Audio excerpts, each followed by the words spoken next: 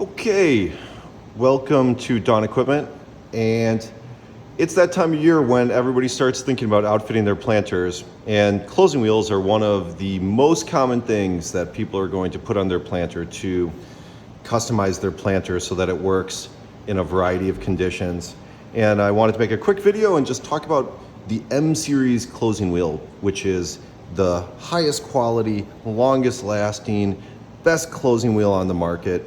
And I wanted to go over all of the different features and even talk about the different components. So the heart of the M-Series closing wheel is the M-Series hub. And it's called the M-Series because it's modular, because we have one hub and you can put different styles of closing wheels on top of them. And so this hub is unlike the hubs that we use with the road cleaners, but it is a tapered roller bearing hub, just like we use on the road cleaners, and it shares a common bearing set. And this is a forged hub, and it has press-in studs. And the reason why they're pressed-in studs is so that you don't have the bolts going all over the place when you change between different closing wheels. So this hub right here, you know, it's not cast, it's a steel forging.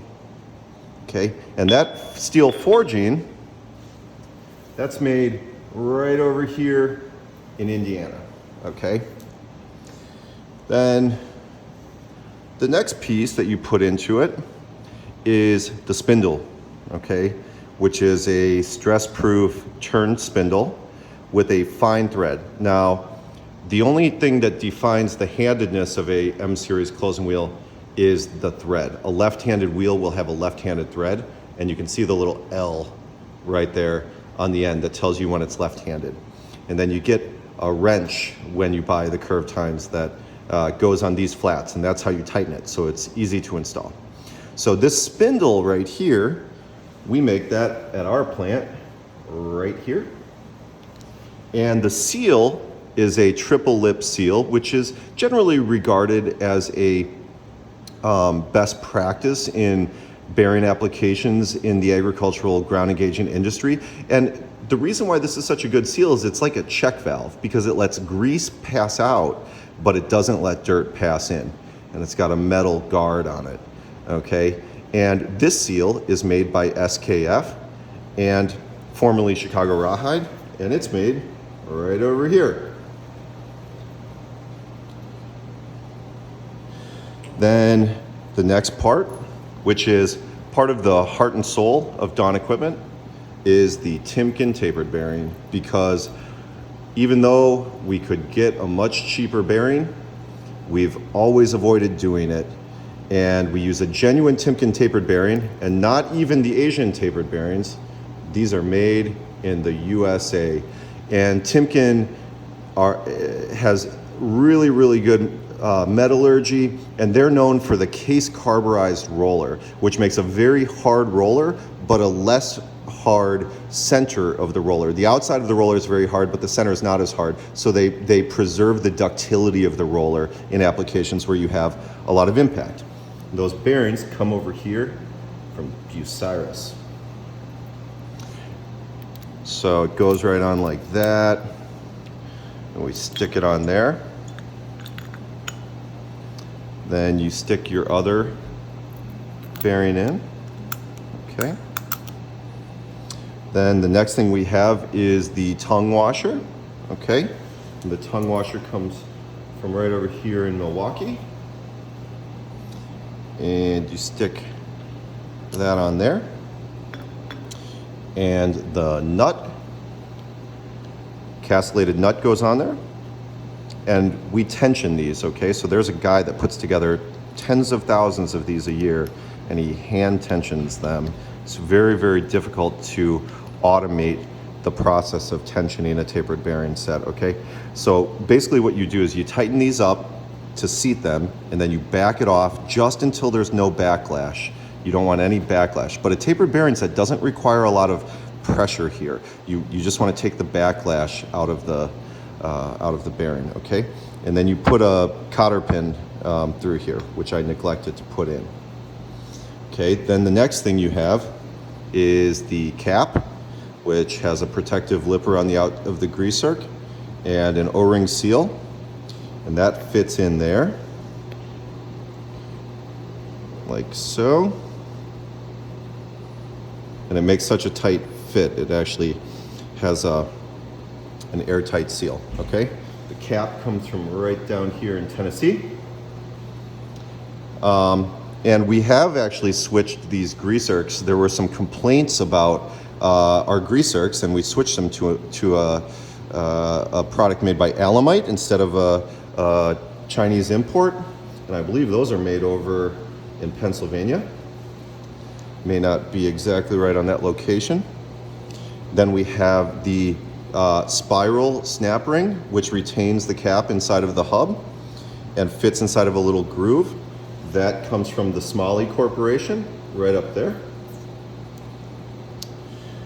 Now you've got your hub, and you have to decide what wheel you want to put on there, okay? Well, there's the tried and true Curvetine, okay?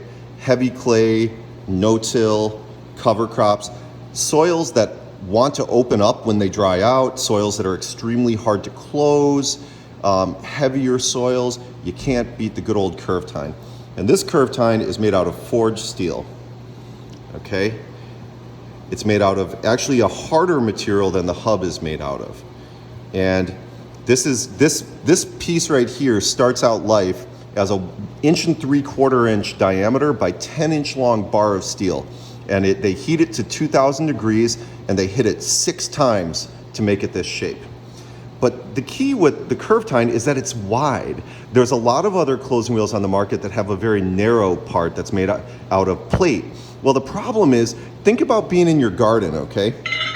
And pushing that soil in. If the thinner it is, the less seed to soil contact you can get. You need a little bit of width in order to firm that soil down against the seed.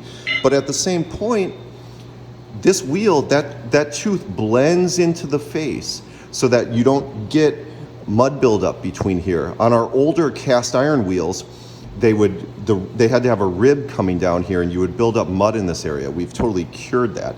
And these ones will last for 3 times as long as the former cast iron ones. And because you can separate it from the hub, you can flip them side to side and basically flip your wheels and turn them into lefts and rights, okay? Then you have the next most common wheel, which is the gauge tine wheel, okay? Now this one is not steel, this one's cast iron. And the gauge tine, well, let's fill in our map here. Curvetine is forged right over here in Indiana too. And not only that, the steel that these components are made out of actually comes from Steel Dynamics, which is also in Indiana. So Indiana's really running the table in some of these steel milling and foundry and forging businesses. The gauge tine is a shorter tooth, making it good for shallower planted crops and lighter soil, but you've got this ring of material around the outside, okay? And the reason it's called the gauge tine is that ring of material acts as a gauge and prevents the wheel from going in too deep. This wheel is going to be good for sandier soils, also cover crops, conventional tillage and minimum till. The entire assembly is going to weigh about 11 or 12 pounds when you put it together. Very good wheel for, again, shallower planted crops, lighter soil conditions, okay? But now the gauge tine, you always have to run 2 per row, whereas the Curvetine, some people will opt to run just 1 of them per row. And then the third option, actually there's more, but the third most common option is the FurrowFlex, okay? Now this is a rubber wheel that again fits on the same hub, same diameter as a standard factory rubber wheel, okay? And it has 2 metal rims which clinch onto the rubber. It's a clincher type wheel. And this rubber here, okay, is the only component here. This one's made over in France, the rubber is. Now these stampings for the rim do come from Chicagoland, okay? So, you know, there's a lot of low-cost products out there, and we're even making some of them. But in terms of the maximum quality, best wheel you can go out there, we're trying to deliver that to you and give you not only that, a range of options, because it's unlikely that there's one single closing wheel which is going to be the best for all conditions. It just doesn't exist. Closing wheels are so personal in terms of how they behave with the soil that they're working on. And so when people are like, what's the best closing wheel for this, or what's the best closing wheel for this? It really depends on what your specific practices are, what your soil's like, and so on and so forth. And that's where the modularity of the M-Series system is so powerful. And not only that, most of the cost here is actually in this hub. You know, probably 75% of the cost of the closing wheel unit is contained inside of this hub. Once you own that, it's relatively cost effective to go back and forth between these different items here. And you can quick change these because of the press-in stud. You can quick change them back and forth relatively easily, just a few seconds, zip these on and off, okay? So just wanted to make a quick video showing all of the components of the Curvetine closing wheel. Thank you.